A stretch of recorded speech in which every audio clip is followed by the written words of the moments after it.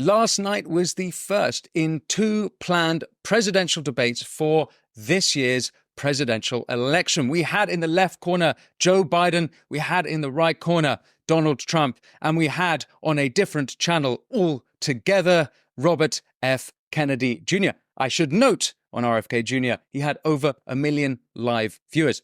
But that is a conversation for another day. The initial reports suggest that Trump beat Biden. And take a look at how that changed over time.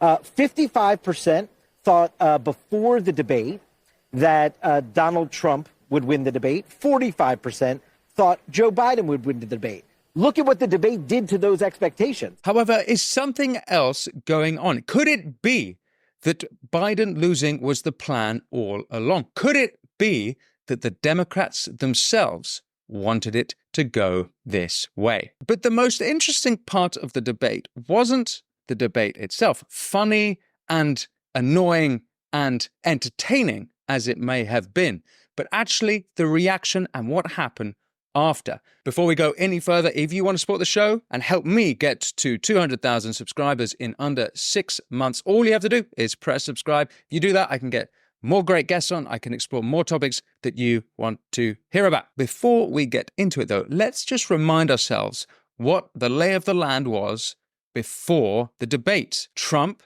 was ahead in key swing states. Trump had growing popularity amongst Black Americans and amongst Hispanic Americans. He was turning in the polls. Not only that, but after the felony charges in a New York court, his donations increased rapidly. As for Biden, well, we have seen a whole spate of blunders. Not only did we see him stumbling at the G7 summit, only to be saved by Giorgia Meloni, we also saw him having to be escorted off the stage by Obama at an event with Jimmy Kimmel. And it happened again last night. Jill Biden, his wife, had to help him off the stage.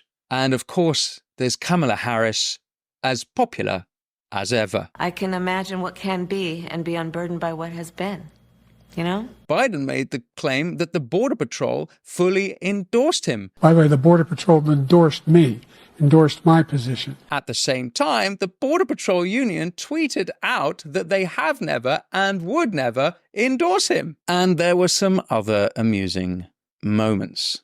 We finally beat Medicare. Well, he's right. He did beat Medicare. He beat it to death. The total initiative relative to what we're going to do with more Border Patrol. I really don't know what he said at the end of that sentence. I don't think he knows what he said either. Look. This performance by Biden might be more amusing if Russia hadn't pulled up warships within range of American mainland. Meanwhile, on the other side of the world, they've done a deal with North Korea, and North Korea are sending 100,000 troops into the conflict in Ukraine. All the while, Russia and China have been pushed together, and America is increasingly isolated. This has all happened under the Biden administration. Shortly after the debate, CNN broadcast a fact check where they said Biden had lied at least 9 times in the debate, and Trump had lied over 30 times. The Trump list, it is way, way longer. So deep breath. Now, I don't know about you, but I picked up quite a few more. In fact, I was originally going to do this video as a fact check of the fact checkers, but that would have taken even longer than a fact check of the debate itself. So I'll just leave you with one classic little omission by the fact checker. Biden's claim that Trump had said, quote, Hitler had done some good things. This is the guy who says Hitler's done some good things. I'd like to know what they are. Now, at the moment, there is no hard evidence. Although, as we noticed, Hunter Biden, there was no hard evidence of that for quite a long time. And rather interestingly, that was not brought up in the fact checkers at CNN because the Hunter Biden laptop was brought up. And we now know it was very, very real. Having said all that, I actually thought that Biden didn't do so badly. Why? Well, I didn't think he had to beat Trump. I think he just had to appear more cogent, more engaged than we expected him to be. It was more about relativity. Straight after the debate, the mainstream media came out with a completely different take to what they've been saying for the months and months leading up to it. That was an unmitigated disaster for President Biden from the second he walked out. President Biden seeming extremely feeble, seeming extremely weak. Conversations range from whether he should be in this race tomorrow morning to what was wrong with him. But he had a test to meet tonight to restore confidence, and he failed to do that. The president's performance, which they think was dismal. Some of those conversations include, should we go to the White House and ask the president to step aside? Joe Biden looks like the caricature that conservative media has been painting. President Biden is my friend. He must bow out of the race, wrote Thomas L. Friedman. Biden cannot go on like this, wrote Frank Bruni. I'm hearing high anxiety from Democrats over Biden's debate performance, wrote Patrick Healy. President Biden, it's time to drop out, wrote Nicholas Kristof. Even BBC News published this headline. Who won the debate? Biden's incoherent performance worsens age fears. But here's the weird thing. Biden is not acting differently to what we've been used to throughout his presidency. So why the sudden change? Here's some other peculiarities I wonder if you picked up on. This was the earliest presidential debate in history. I wonder why.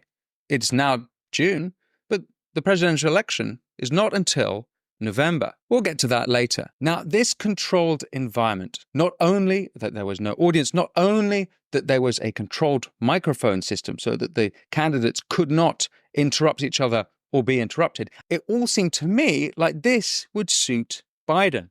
But maybe I was thinking about it wrong. Maybe it's not Biden it was all designed to protect, but rather the Democrats. So what exactly happened in those 90 minutes? What happened that the mainstream media and the press went being from obsequious, fawning over Biden, rarely challenging him? But I undersold him when I said he was cogent. He's far beyond cogent.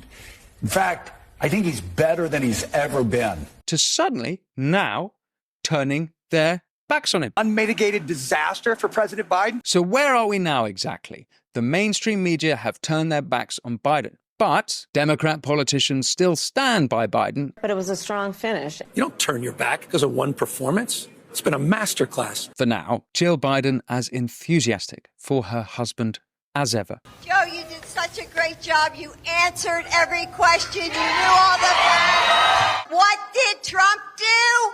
Why? Well, there were some other strange things going on. You might have heard the rumors that there was going to be a little swapperoo. This is what they are now calling Biden replacement theory. So if they are going to replace Biden, who exactly will they replace him with? There's, of course, Vice President Kamala Harris, which I'm sure the whole of America would be thrilled with. I can imagine what can be and be unburdened by what has been, you know? But there's Gavin Newsom, the governor of California. There's Gretchen Whitmer, the governor of Michigan. And of course, there's Michelle Obama. And if you think I sound conspiratorial, I ask you this. If you were running the Democrats right now, with Biden in the polls where he is, and Trump increasingly popular, Biden showing to the world his cognitive abilities are in complete decline, what exactly would you do? Would you forfeit the race now by keeping Biden in? Would you assume it was a lost cause? Or maybe you'd have a stab at bringing in a candidate who could still win it. But I want to hear from you. I want to know who you think might come in. I want to know if you think they're going to stick with Biden. And don't forget, we are due to hear what the sentencing will be for Donald Trump on July 11th for the New York hush money case. If you want to better understand that case, by the way, I suggest you go and listen to my interview with constitutional lawyer and Yale professor Jed Rubenfeld across on my channel. Could it be that Trump ends up in prison? Meanwhile, a new Democrat candidate storms the country and starts rallies north and south, east and west. Could it be that Trump will face the elections from behind bars, or will he be on probation? Whichever way it might be, things are getting awfully interesting. This is a new bit of content for me, so I'm experimenting. I want to know if you like this kind of thing. If you do, let me know in the comments. If you want to support the show, you remember what to do. Just press subscribe. If you do that, I can explore these important issues and I can bring on more fascinating guests. But for now, that's all from me.